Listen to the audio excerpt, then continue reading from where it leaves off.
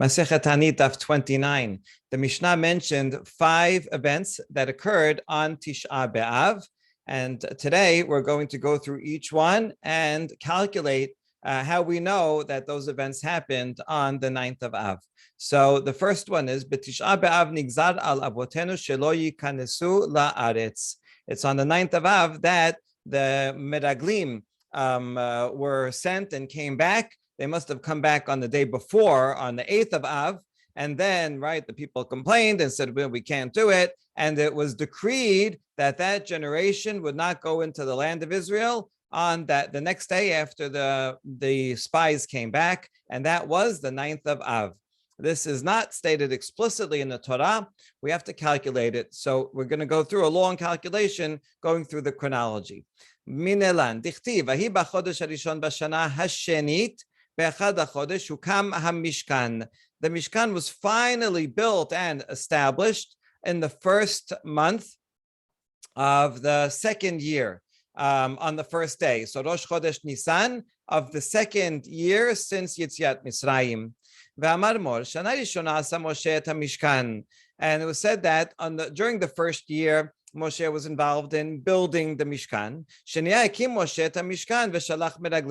During the second year, the Mishkan was finished and established, erected, and it's in that year that they sent the spies. Uchtiv, vahi b'shana hashenit, b'chodesh hasheni, b'esim b'chodesh na'ala ha'anan me'al Mishkan ha'edut. This whole time, they were still camped at Sinai, and it's in the second year, on the second month, on the 20th of the month.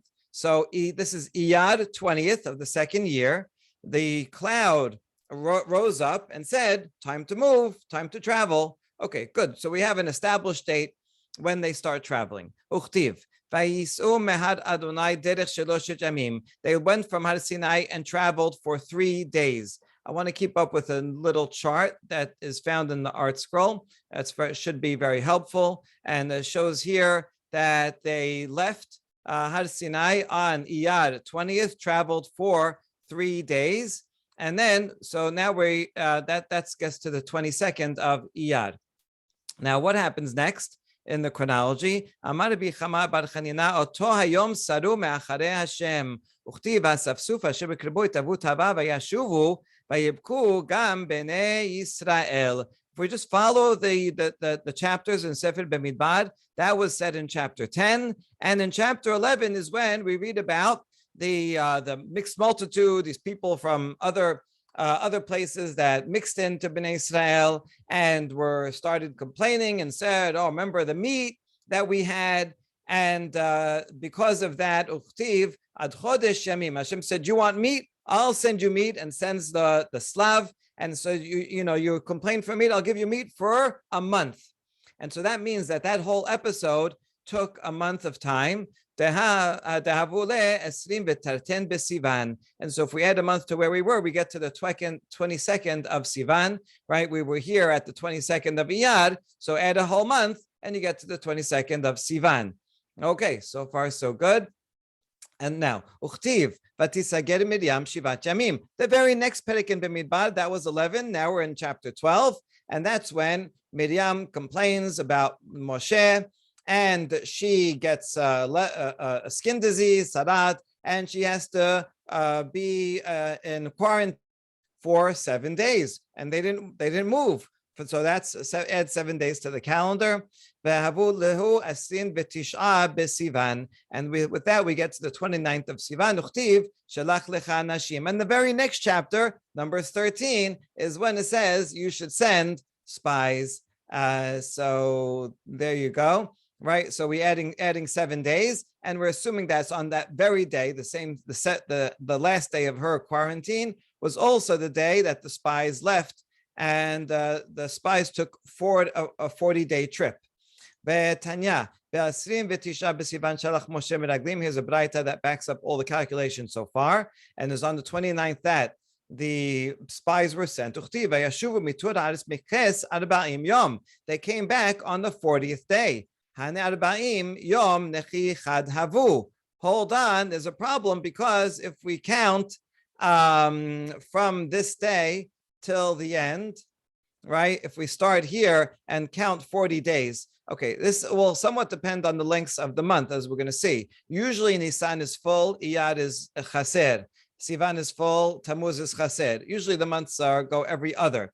And so assuming that's true, if you have 2 days here plus another 29, that's 31. And when you get to the 8th of the next one, that's 39. That would mean that this is the 39th day. The 40th day is Tisha B'Av, but we want the 40th day to be the 8th of Av. We want them to arrive on the day before, and then they complain, and it's the next day that Hashem says that makes the decree. So we need to add another day. Or we can do that by saying that Tammuz was Maleh that year, even though that's not an usual fixed calendar, but it could happen. So that's the answer. And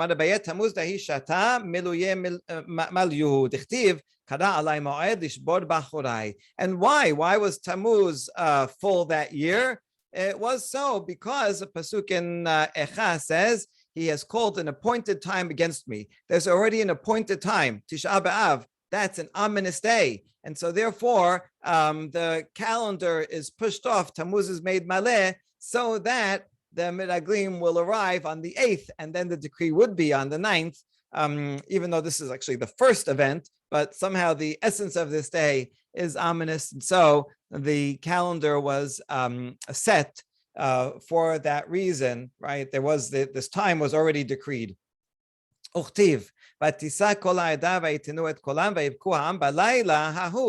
we see that the people, they went and cried that night, right? So that's after the Meraglim come back on that 40th day, the 8th of Av. That night they cry, and then the next day, that night what was Tisha B'Av.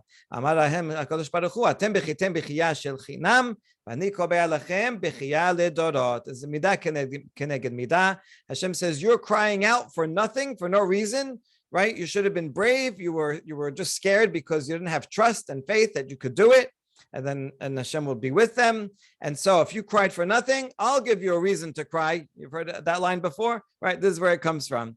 And so because of that, this became the date for future destruction. And there we go. That's the calculation for this date. This is not necessarily the Peshat, although it is going following the chapters very closely, right? Chapter 10, 11, 12, 13, 14, right here. Nevertheless, it could be that there are gaps in between. The Torah is not necessarily telling us everything that happened, right? It could be that there was some time between one event and the other. But the Midrash is assuming that there is no time. If one story is told right after the other, then it happened immediately after. And if you take that assumption, then it does fall out on Tisha B'Av. Good. Now, Charav Habayit Barishona. The next thing in the Mishnah says that the first Bet HaMikdash was destroyed on the 9th of Av. And this is very difficult because there are two Pesukim in the Nevi'im that say something different. And they say something different from each other. So how are we going to resolve this? Let's see. Dichtiv, u'bachodesh hachamishi. This is a pasuk in Melachim Bet, all the way at the end, the last chapter. Bashiva lachodesh. So on the fifth month, that's Av, and the 7th day of the month, the 7th of Av, he Shana Tisha said, Shana lemelech Nebuchadnezzar, the 19th year of Nebuchadnezzar's reign. Melech Bavel, ba Nebuzaradan. Rav Tabachim, he's the captain of the army. Ayebed Melech Bavel, Yerushalayim, Vayisrof et Bet Adonai. So there you go. The Bet HaMikdash was burnt on the 7th of Av. Well, that's not the 9th. Vegomer. Uchtiv, another pasuk in Yirmiyah. This is the very last chapter of Yirmiyah. It says almost exactly the same. It is exactly the same word for word. Ubachodesh hachamishi be'asor lachodesh, except for one word. Here it says on the 10th day of the month. He Shana Tisha Shana lemelech Nebuchadnezzar melech Bavel ba Nebuzaradan Rav Tabachim amad lifnei melech Bavel b'Yerushalayim. It's exactly the same. I put these two side by side so you can see that the only word that's different is the date. Yirmiyah says the 10th. Melachim says the 7th. That it was burnt. We have a contradiction between two Pesukim in the Torah itself. So what are we going to do with that? And neither of them are the 9th. So here's how the Gemara resolves it. B'tanya, Efshar lomar b'shiv'a she'kevar ne'amar be'asor. Efshar lomar be'asor she'kevar ne'amar b'shiv'a. So this Braita actually takes advantage of the contradiction between two Pesukim in order to say, well, you can't, neither of them can be the whole full story. You can't say it's just the 7th because the other pasuk says the 10th. Can't say it's just the 10th in like Yirmiyah because Melachim says the 7th. So hakesad b'shiva nichnesu nochrim lahechal v'achlu v'kilkilu bo shiviri ushmini. So it must have been a long process. It started on the 7th. That's when the enemy came in and entered into the Hechal. Although they breached the walls before on the 17th of Tammuz, breaching the walls, there's still fighting going on and conquering the city. By the time they got to the Bet HaMikdash itself, that was the 7th, and they are eating and drinking in one version and destroying the temple complex. There's a lot of stuff there. Going to be looting all the gold and silver and doing all kinds of things there, and that takes time. That's the 7th and 8th. After 3 days of partying and looting in the Bet HaMikdash, they, towards the evening on the 9th, they set fire to the Bet HaMikdash.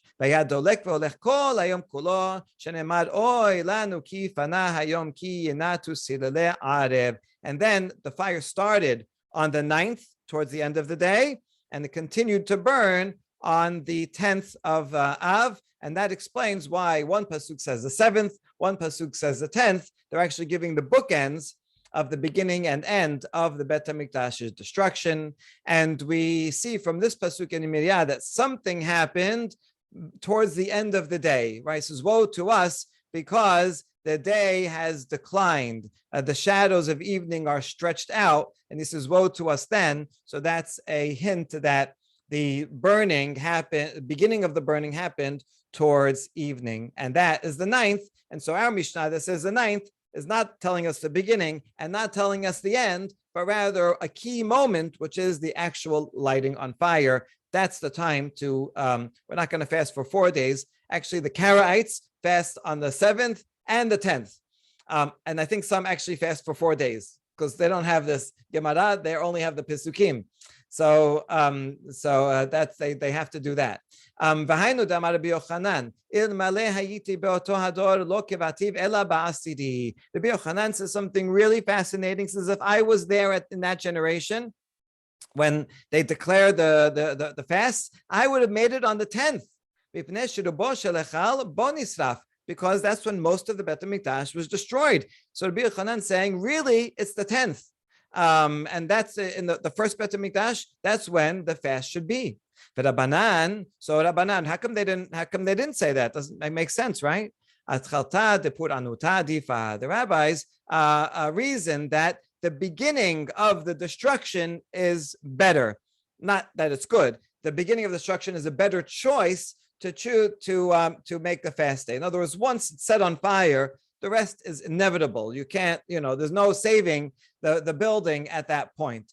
So it's the initial setting on fire. That's really the lowest, most tragic moment. And the rest is a simple consequence of that action. And so that's why we fast on the 9th, even though technically it was on the 10th. Okay, this is all very fascinating.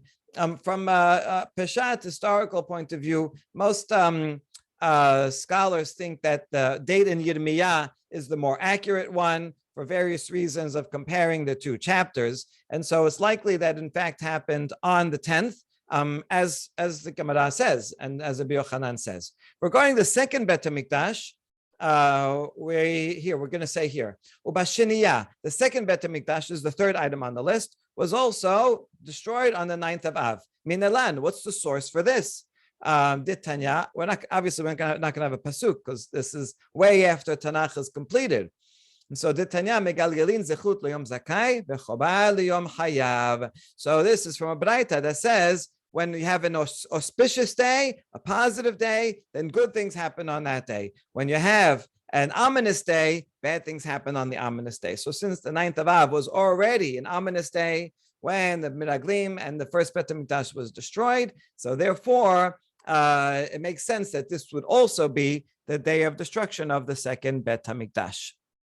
Okay, so that's what it says here. If we compare this with Josephus, who was an eyewitness and was involved in the war himself on both sides of it, Josephus writes that the second Bet HaMikdash was destroyed on the 10th of Av, and he makes a special point to say that this must have been from heaven because it was destroyed on the same day as the first Bet HaMikdash. Now, Josephus has an agenda as usual. He wants to not blame the Romans. He says Titus really didn't even want to burn the Bet HaMikdash, and other people, his advisors, forced him to. That's likely not true. He wants to make the Romans look good because he's adopted by their family, and he also wants to say this was kind of decreed from heaven that it was to be. And his proof is that it was destroyed on the 10th, just like the first Bet HaMikdash was also destroyed on the 10th. So what's interesting is that both the Josephus and the Talmud are very firm and have a very important principle that both Bet HaMikdash should be destroyed on the same day.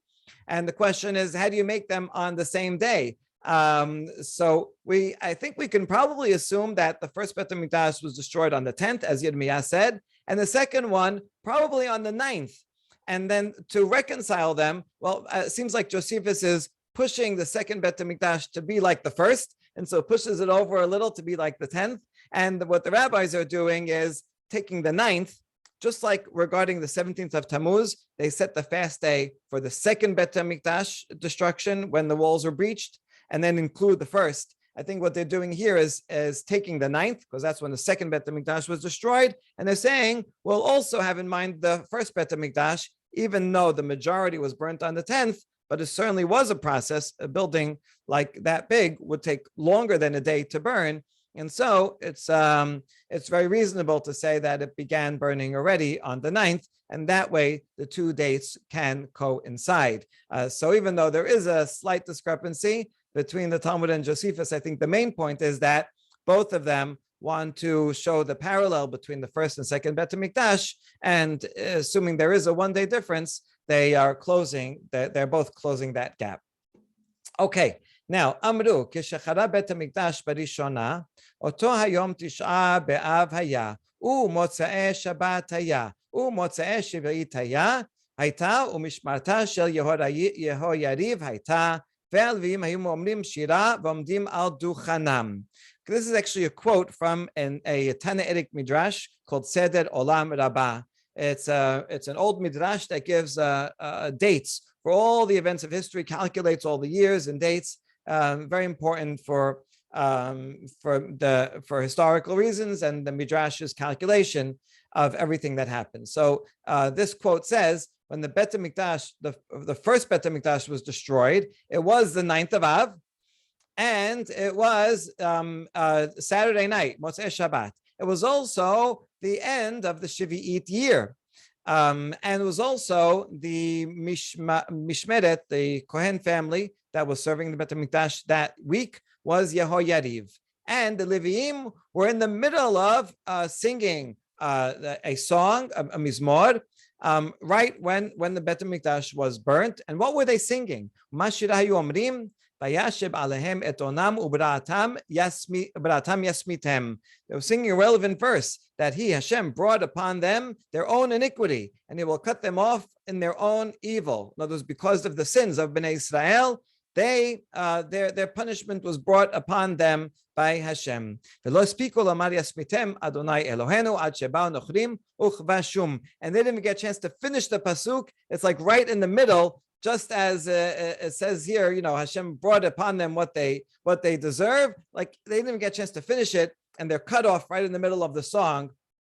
And the enemy came and destroyed it. And all that is true also in the second Bet HaMikdash. Not only was it Tisha B'Av, it was also Motzei Shabbat, and the Levim also were singing the very same song, and they got stopped right in the middle. Okay, this is very interesting because this is the Mizmor that we say, the Shir Shel Yom, for Yom Revi'i, for Wednesday.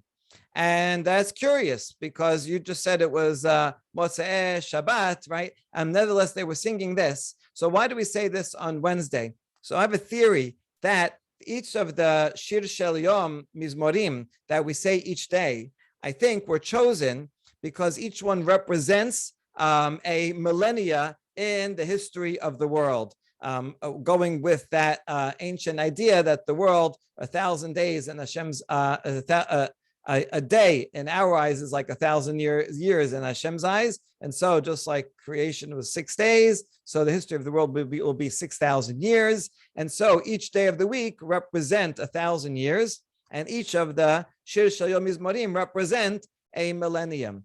And if so, the fourth day, which would be the fourth millennium, is represented by this mizmor. And it's actually right, if we think we're almost at 6,000 now, 2,000 years ago when the Bet HaMikdash was destroyed, was around the year 4,000. And so representing that 1,000 years is this mizmor, because that's in that 1,000 years, when at the end of the 1,000 years when the Bet HaMikdash was destroyed. And so every Wednesday saying this, it's a kind of a reference to that era in history.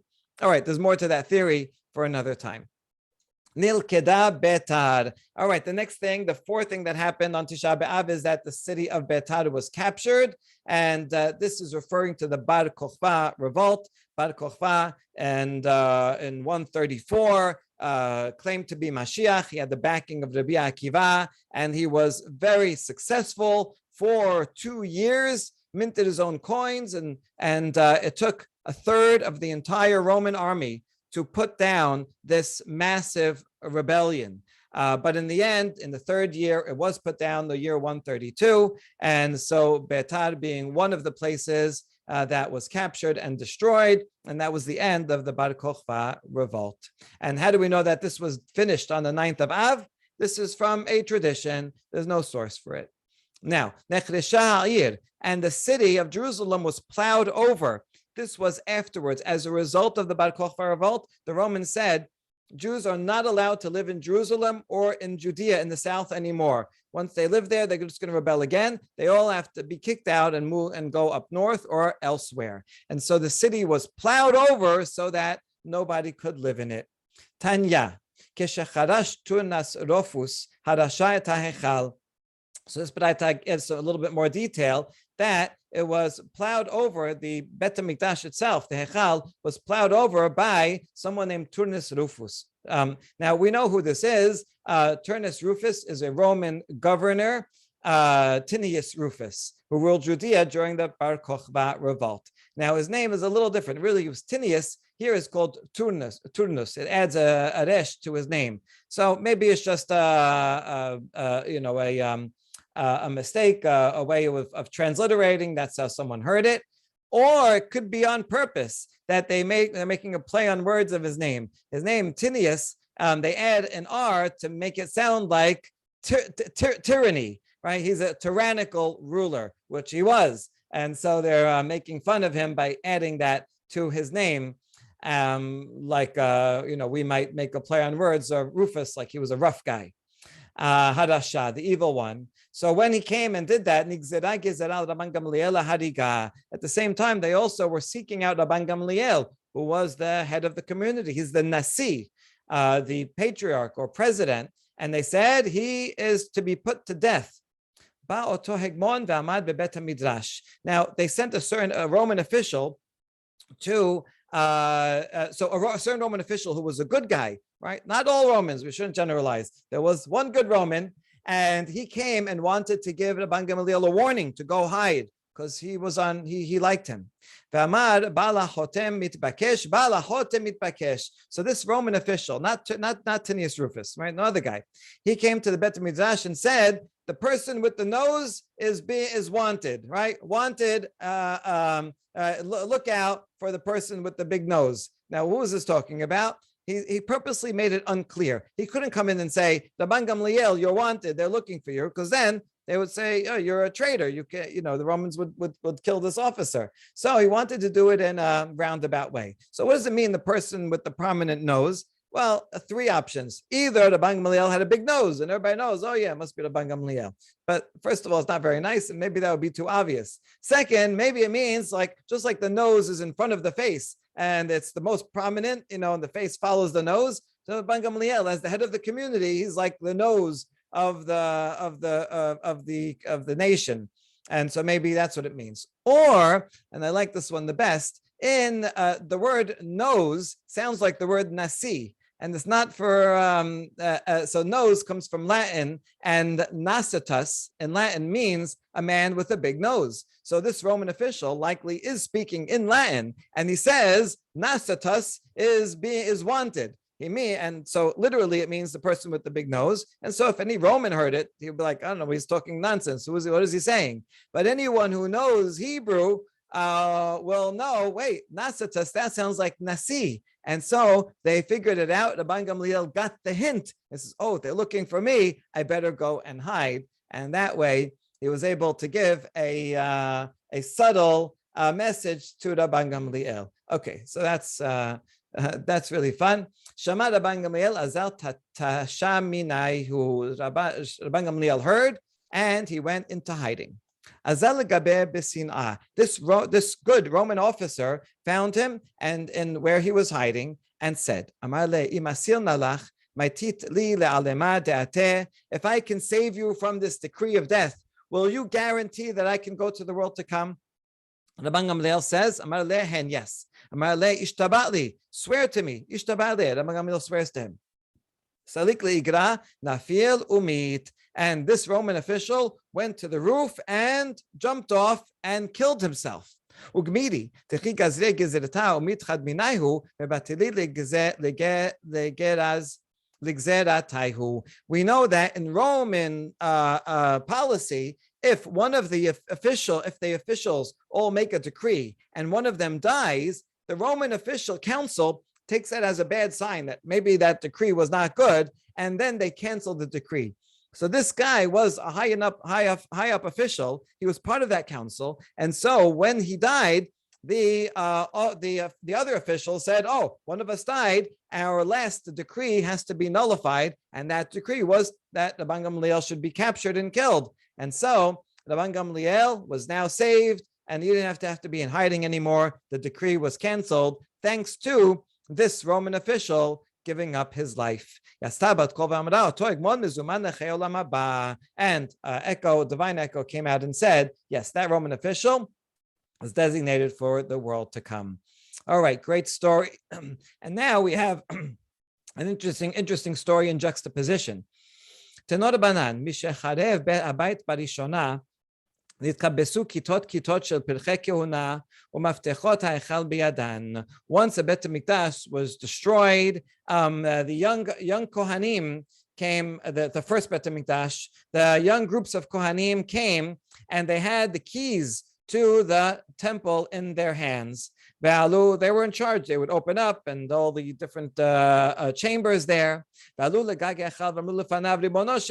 can picture, like, as it's burning down, they go up to the roof and they say, right, Master of the Universe,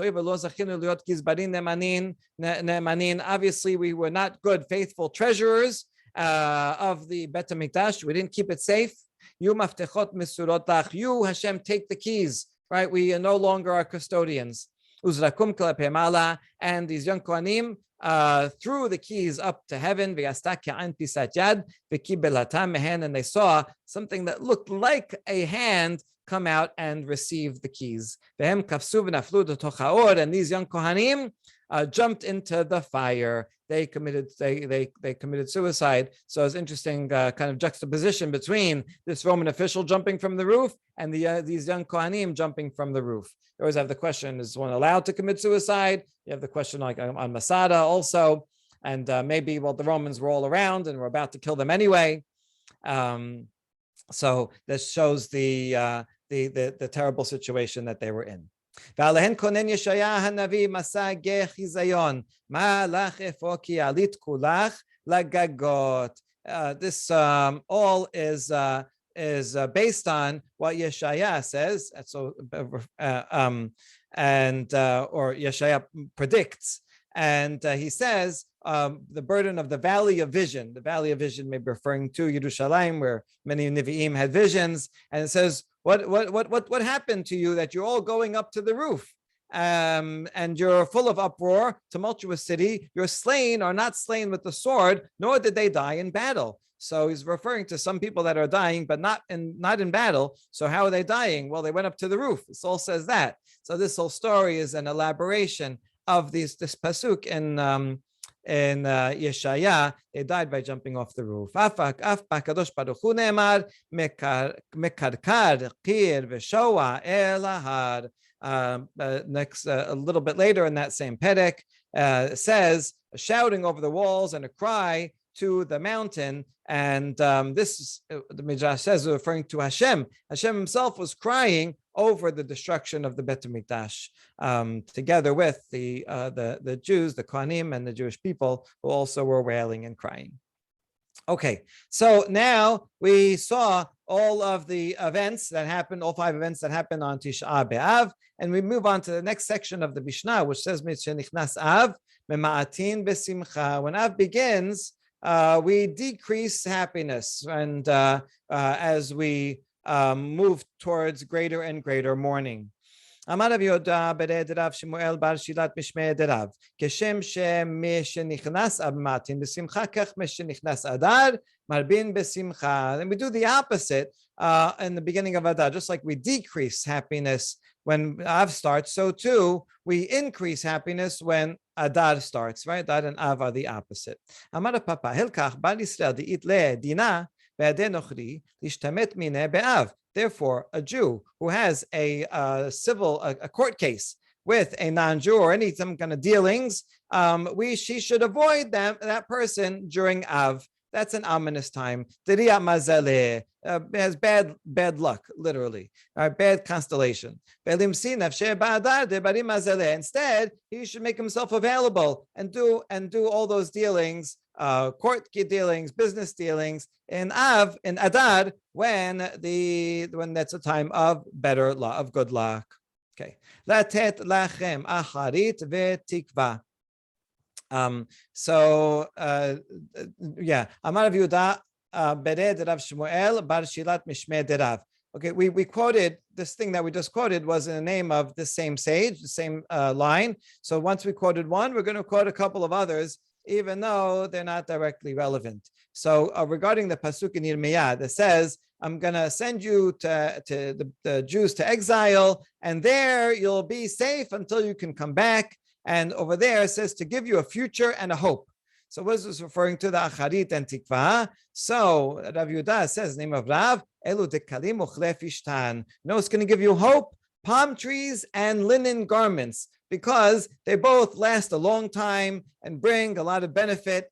And so you, just like the palm tree and the linen that are long-lasting and durable, so too you're going to go to Bavel and you'll be involved maybe in businesses related to linen and palm trees, and they will sustain you. And you, like them, will be able to endure the long exile. And if you do that, then you'll be able to come back, hold on to your identity, stay strong, and keep the hope. ויאמר ראה, ברך בני כרך שדה אשר ברכו אדוני. אמר רב יהודה ברד רב שמואל בר שירת משמי דרב. The same sage said something interesting about another pasuk. And this pasuk is when Yaakov puts on the clothing of Esav and goes for the blessing to Yitzchak. I see that the smell of my son is like the smell of a field which Hashem has blessed. Now, when we read it, we assume it means talking about the field, because Esav was a hunter and he went out to the field. And so he says, oh yeah, this must be Esav. I smell the field here. But Rav didn't say that. It says, Kerech sadeh shel tapuchim, like an apple orchard smell. Now, what does that mean? What does that have to do with apples, and how does that have to do with anything? Okay, this is probably part of a much bigger complex of midrashim. Tapuach doesn't necessarily mean apple. It could mean some kind of fruit, maybe referring to the fruit of Gan Eden. And there's a whole other series of midrashim that when Adam ate from that fruit in Gan Eden, maybe it was a pomegranate or an etrog, that smell also went on his clothing that eventually he started wearing. And that coat was at some point given to Nimrod and then sent to, and then Esav got his hands on it. And this is the very one that Yaakov was wearing, this cloak back from Gan Eden. And I think the point where he's getting this from is like Kerech Sadeh, that Hashem blessed. Oh, this sounds like some kind of special field that Hashem blessed, a reference back to Gan Eden. Okay, so we have to look at all those midrashim together to appreciate the point there. All right, but that was a tangent just based on the rabbi's name who said it. And now we get to the last halachic point, which is Shabbat shechal tisha b'av liot betocha asurin lesaper ulchabes. The week during which Tisha B'Av falls, and we're going to discuss whether it's the week from Sunday until Tisha B'Av and then it stops, or maybe the whole week even after. We're going to discuss that in a minute. During that week, one is not allowed to take a haircut or launder clothes. And there's two interpretations of this. Amar Rav Nachman, lo shanu ela lechabes v'lilbosh, aval lechabes v'laniach mutar. He says the only problem with laundering is laundering and wearing newly laundered clothing. But if you want to do the laundry and leave it till next week, that's fine. Doing the laundry is not the problem. Doing laundry is annoying. So you can do that during Tisha B'Av, during the week. The problem is wearing newly laundered clothes. That's what the problem is. So you should wear clothes that you wore before, not fresh clothes. Good. Rav Sheshat says no.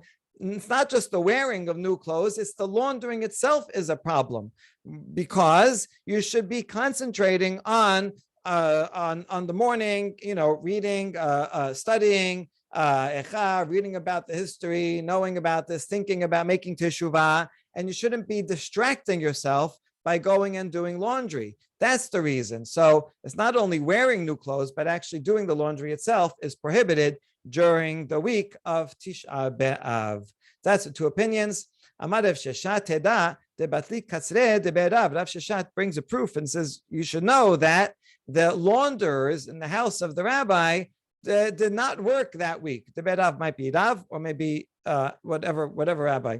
So those launderers did not work that week. So you see that there wasn't only wearing newly laundered clothes, even doing laundry itself is prohibited.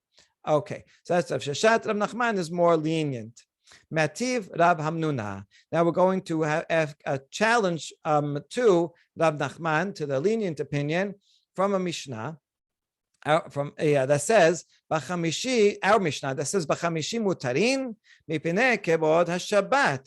It says on Thursday one is permitted because you have to get ready for Shabbat. So lemai ilem lechabes v'lilbosh my kebod Shabbat ika. So what kind of case are you talking about? What are you exactly allowed to do?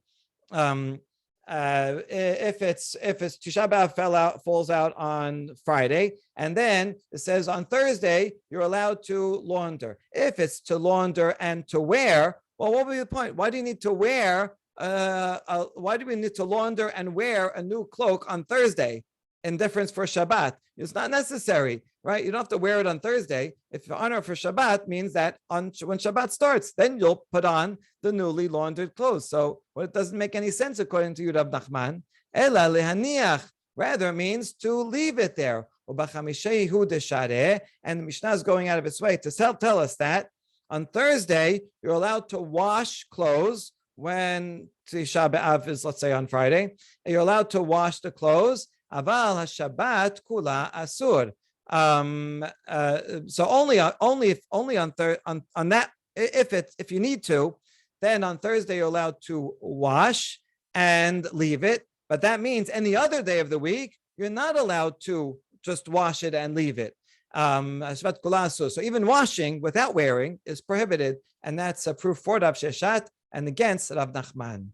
Well, he could answer le'olam lechabes v'lilbosh. Maybe it means, in fact, washing it on that Thursday and wearing it. Let's talk about a case where a person is poor, he has only one cloak, and so he has to wash it once a week. There's a not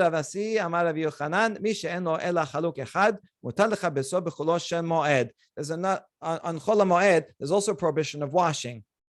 And there it's also, so you don't be distracted, you should be joyous and not and not waste time doing laundry during this happy occasion. And nevertheless, there's an exception. If you have only one garment, so you can't expect someone to go without washing their garment for more than a week. So that person is allowed to wash and then wear it on Chol HaMoed. And so this case would also be the exception. That's why he's talking about, that's why he says this person is allowed to wash it and he has to wear it because he has nothing else to wear. He's going to wear the new garment on Thursday in honor for Shabbat, which will come a couple of days later. Itemar nameh, Amar Rabbi Binyamin, Amar Rabbi El-Azar. Lo shanu ela lechabes v'lilbosh, aval laniach mutar. Rav Nachman now backs himself up with another statement because Rabbi Binyamin, in the name of Rabbi El-Azar, said, we only learned that it's a problem to wash and wear something, but to wash and leave it till next week is permitted.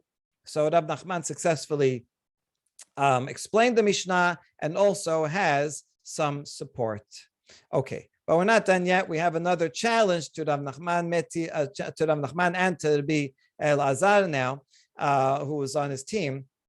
Asur lechabes lifnei Tisha B'Av, afilu lehaniach leachar Tisha B'Av. Here it's pretty explicit. You're not allowed to wash before Tisha B'Av, even if you're not wearing it beforehand and you're just leaving it to wear after Tisha B'Av. So this is a clear baraita that is against Rav Nachman. And the baraita happens to say another couple of other interesting things. Gihut shelanu ki kibus shelahen. It mentions that our gihuts in modern Hebrew means ironing. So back then it means also pressing or a very fancy laundering. So our gihuts in Bavel is like what they call regular laundering in Eretz Yisrael. And so therefore that would be equivalent. Just like in Eretz Yisrael, you can't do laundry even to leave it. So to Eretz Yisrael, you couldn't do the gihuts, which would mean that the lower level laundering maybe means like without detergent in Bavel would be less of a problem and maybe would be allowed because it's not really like the washing of Eretz Yisrael, which was the higher level at Bavel. Okay, and bahem mishum gihuts, and also linen clothing. This whole thing of a laundry, gihuts does not apply to linen clothing because you can't wash linen clothing that well. It doesn't wash so well. It doesn't you can't press it. The wrinkles don't come out as you know if you have linen clothing, and so therefore the problem of gihuts does not apply to linen clothing. This is all very interesting because you compare laundering practices back then to laundering practices back to today and see how they apply. Okay, but in any case, we're focusing on the first part that says you are not allowed to wash even if you're not going to wear it. Tiyufta, and that is a refutation of Rav Nachman's opinion. Okay, now another related law. Shalach Rav Yitzchak bar Giyore mishmed Rabbi Yochanan. Afabi shamru kele pishtan en bahem mishum gihuts. Even though we just said in that statement above that linen clothing, you can't do this fine laundering and pressing, does not apply to them. Nevertheless, you still can't wear newly washed linen clothing, even though we don't consider it officially like washing like it would be for wool clothing. Nevertheless, it's still newly laundered and you can't wear them during that week. Okay, now Amarav. Nav is going back to the Mishnah law and saying, Lo shanu ela lefanav. When we said you're not allowed to take haircuts and wash during the week of Tisha B'Av, it's only talking about from Sunday until Tisha B'Av. Aval acharab mutar. However, after Tisha B'Av, it is permitted. Oh, I forgot to mention one thing before, which is, remember we said that the 10th of Av is really when most of the Bet HaMikdash was burning. And because of that, until today, all communities have a custom that even on the 10th of Av, we refrain from eating meat and taking haircuts. Some communities for half the day, some communities for the whole day. So, and that's really very appropriate to be stringent on that because, as we saw, really the 10th of Av was, in fact, the day in the first Bet HaMikdash when most of the burning happened. So that's a separate halacha that we learned above. Okay, but now we're talking about not only the 10th of Av, but the whole rest of the week. Does the entire week become prohibited? Rav says no, only from Sunday till Tisha B'Av. and then we can add the 10th of Av, but not the rest of the week after that. Ushmuel amar afilu lacharav nameas. Shmuel says the whole week, from Sunday till Shabbat, no matter what day Tisha B'Av is, the whole week is prohibited in laundering and haircuts. Okay. Metibe. Now we have a challenge to Shmuel. Shabbat shechal Tisha B'Av liot betocha asur l'saper ulchabes. B'chamishi mutarin mepene kebod haShabbat. So we said in the Mishnah that any week and during the week during which Tisha B'Av falls, one is not allowed to take haircuts or wash, and the Thursday it is permitted because of the honor of Shabbat. Now, when does Tisha B'Av fall out during this case? What kind of cases are we talking about? Kesad chaliot be'echad b'Shabbat mutar lechabes kol Shabbat kula. If it's talking about that Tisha B'Av was on Sunday, then it would be allowed the whole week. So you wouldn't have to say that on Thursday it's allowed. The Thursday would be the same as every other day. Basheni, bashilishi, barbi'i, bachamishi, lefanav asur, lacharav mutar. If Tisha B'Av occurs on Monday, Tuesday, Wednesday, Thursday, then beforehand would be prohibited, and after would be permitted. So there would be no need to talk about Thursday being permitted as an exception. So only it must be applying to when Tisha B'Av is on Friday, and that's when you are allowed to launder on Thursday in honor for Shabbat, because you won't be able to do it on Friday. It's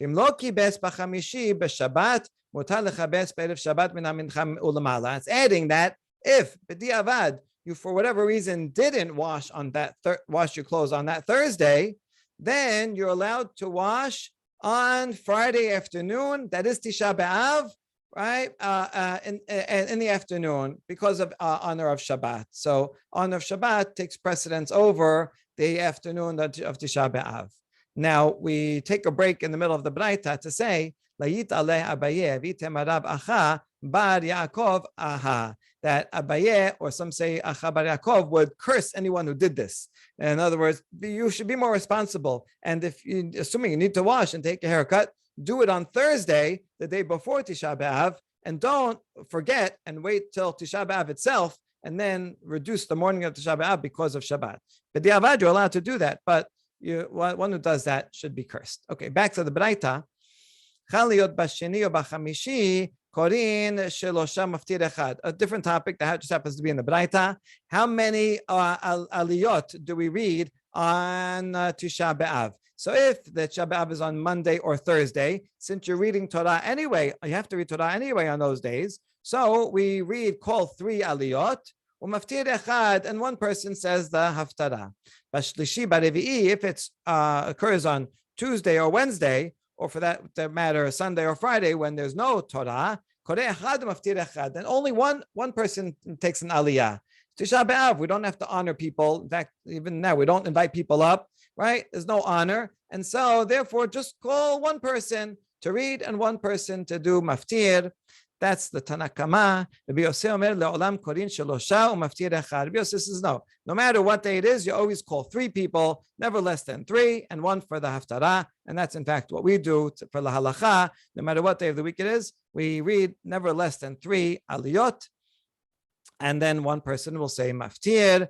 Anyway, from the beginning of this baraita, we say tiyufta dishmuel, because you see from this baraita, it's evident that in a case where since the Mishnah since this Braita talks about an exception that on Thursday you're allowed to prepare for Shabbat, well, that only makes sense if you assume that like Rav, that it's prohibited from doing anything from Tisha B'Av from Sunday until Tisha B'Av. And in that case, it makes sense to say if Tisha B'Av is on Friday, then you need Thursday to prepare for it. But if the whole week is prohibited, no matter what, and then no matter when Tisha B'Av is, then you're going to have some day that will be an exception in order to prepare for Shabbat, and it won't necessarily be Thursday. And so you see that this Baraita assumes like Rav and is a challenge to Shemuel.